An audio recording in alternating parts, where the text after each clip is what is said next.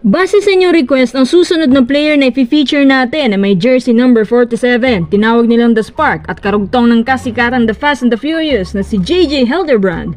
Walang iba kundi si Mark Aguiwa. Sakto, dahil may narinig ako na gumigimik at gumagala-gala na lang daw si Mark Aguiwa ngayon kasi wala daw itong naipundar. Nako, sige tara pag-usapan natin ang kwento ng buhay niya at kung ano na ang ginagawa niya ngayon.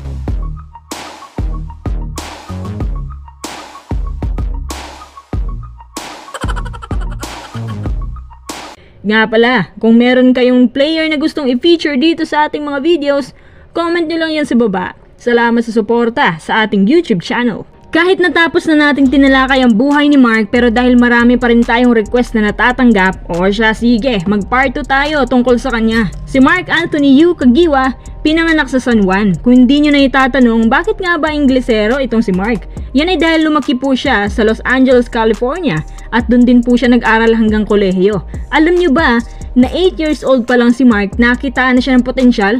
Sa murang edad, sumali siya sa Barangay Kids League sa San Juan at nakapagtala siya ng 47 points.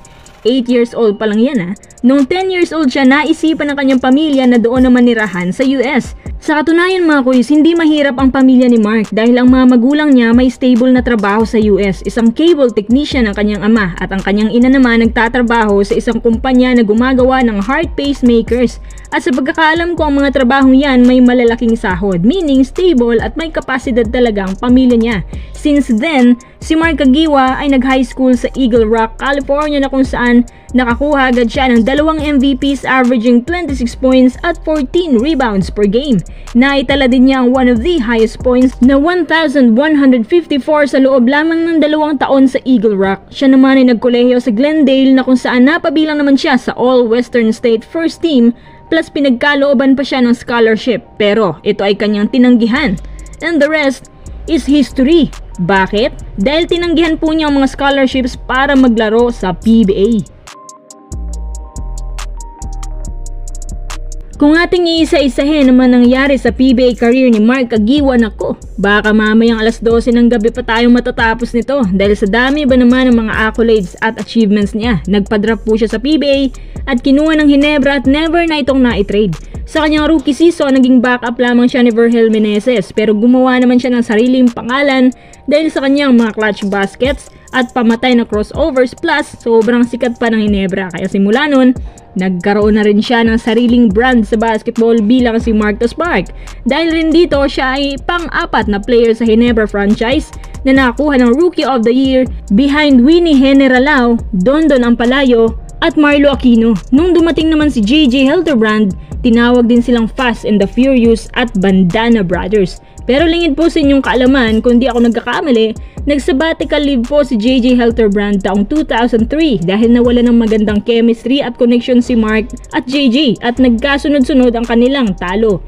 Taong 2004, bumalik si JJ at na-figure out nilang dalawa kung paano dapat ang kanilang tandem lumaro sa court. Hanggang sa ang dalawang to, pinag-sign agad ng max deal.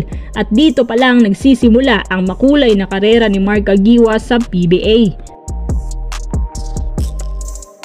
Since 2004, nakuha ni Mark ang kanyang first ever PBA title. Going forward, si Mark ay meron na ngayong 9 PBA titles, isang PBA MVP, 3 Best Player of the Conference, 13-time PBA All-Star, 3-time Mythical First Team, 2-time Mythical Second Team, isang PBA Rookie of the Year, isang PBA Comeback Player of the Year, isang PBA Order of Merit, 3 PBA Scoring Champion, isang Mr. Quality Minutes, at higit sa lahat, kabilang po yan sa PBA's 40 Greatest Players. Taong 2020, nakuha ni Mark ang most seasons in one team. 18 seasons po ang nailaro niya sa PBA. 2021, nanonood na lang siya at sinabihan ng mga tao na nakakaubos lang daw ng Gatorade. Gusto pa naman sana ni coach team na maglaro si Mark sa kanila. Pero 2022, nalaman ng management na nagretiro na pala siya at umalis na ng bansa ng tahimik. Sinabi rin niya na ayaw niya magkaroon pa ng ceremony or jersey retirement.